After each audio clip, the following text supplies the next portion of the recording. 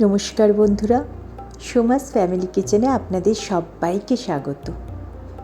আজকে আমি বানাবো গন্ধরাজ কাতলা। এখন গরমই বলা যায়, বৃষ্টি সেইভাবে হচ্ছে না।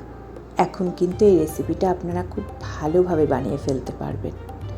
আশা করি আপনাদের ভালোও লাগবে। এর জন্য আমি কাতলা মাছ নিয়েছি 6 পিস।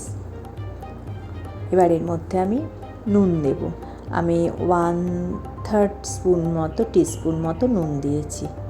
এবার আমি এর মধ্যে দেব গন্ধরাজ লেবুর জেস্ট। আমি খুব কেয়ারফুলি গন্ধরাজ লেবুটা গ্রেট করব, কারণ ভেতরের সাদা অংশটা গ্রেট হয়ে গেলে কিন্তু এটা একদমই তেতো হয়ে যাবে।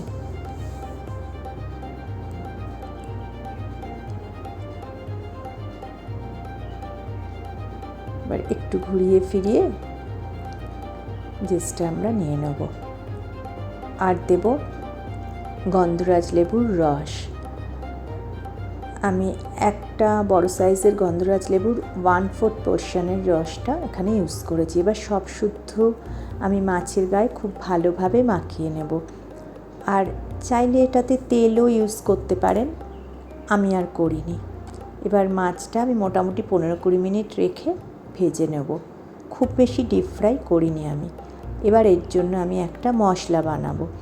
কয়েকটা কিশমিশ, কাজু আর 2টো কাঁচা লঙ্কা আর খানিকটা ফ্যাটানো টক দই সব একসাথে পেস্ট করে নিয়ে আমি যে তেলটা রয়েছে মাছ ভাজার একটু কমিয়ে নিয়ে তার মধ্যে দিয়ে দেবো। আর পুরোটাই কিন্তু আমি লো ফ্লেমে করছি, কারণ কাজু আছে, এটাও কড়াতে লেগে যেতে পারে, আবার দইও বেশি হিটে দইটাও ফেটে যায়। এটাতে কিন্তু আমি আর কোনো মশলা অ্যাড করব না। এবার আমি বাটি ধোয়া জলটা দিয়ে দিলাম। কেন কি অন্য কোনো মশলা ইউজ করলে আমার মনে হয় গন্ধরাজ লেবুর যে ন্যাচারাল যে স্মেলটা সেটা একদম ঢাকা পড়ে যায়। এবার এটা আমি লো ফ্লেমে খুব ভালোভাবে কষিয়ে নেব। এবার আমি দিলাম 1/3 স্পুন মতো নুন। আপনারা নুনটা একটু নিজেদের পছন্দ মতো স্বাদ মতো দেবেন। আর চাইলে এটাতে আপনারা অল্প মিষ্টিও দিতে পারেন, আমি দিইনি। এবার একটু সময় নিয়ে আমি কষাবো। আর রান্নাটা না খুব কম সময় হয়ে যায়। আর ইনগ্রেডিয়েন্টস তো সবই যেটুকু লাগছে সবই মোটামুটি আমাদের বাড়িতে থাকে। আর রান্নার সময়টা মাছটা ভাজা হয়ে গেলে মোটামুটি 5 থেকে 7 মিনিটের মধ্যে রান্নাটা কমপ্লিট হয়ে যায়। আমি একটু স্লো ফ্লেমে করছি, তাই আপনাদের সময় কম থাকলে একটু বাড়িয়ে কমিয়ে করে নেবেন।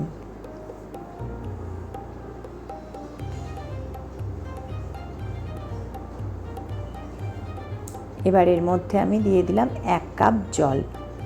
জল খুব বেশি ইউজ করব না, যতটুকু মাছগুলো ডিপ করতে লাগে ঠিক ততটুকু, কারণ এটা একদমই গা মাখা হবে। ফুটে উঠলে গ্রেভিটা আমি এর মধ্যে মাছগুলো দিয়ে দেবো। আপনারা এই রান্নাটা রুই মাছ দিয়েও করতে পারেন, বেশ ভালো লাগে। এবার মাছগুলো আমি এর মধ্যে ছেড়ে দেবো। মাছগুলো মোটামুটি একটু ফুটবে, যতটুকু সেটাতে টাইম লাগে ঠিক ততটুকুই লাগবে, আর নয়।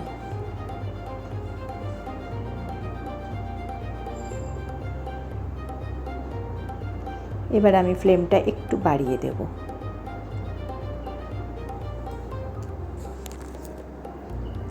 আচ্ছা, একটা কথা বলি, আমার যারা চ্যানেলের নতুন বন্ধু আছেন আমার চ্যানেলটা একটু সাবস্ক্রাইব করে নেবেন, আর পাশে থাকা বেল আইকনটা একটু প্রেস করে রাখবেন, যাতে নতুন ভিডিওর নোটিফিকেশান সবসময় আগেই পেয়ে যান যখনই আমি ভিডিওটা আপলোড করব।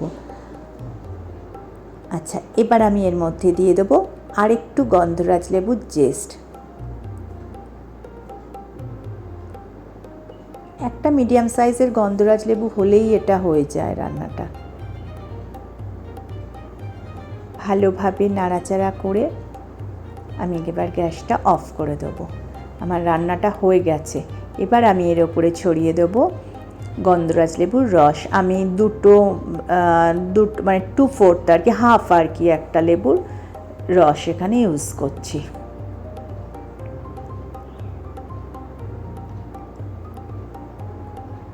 আর লেবুর রসটা গ্যাসটা অফ করে একটু ইউজ করবেন।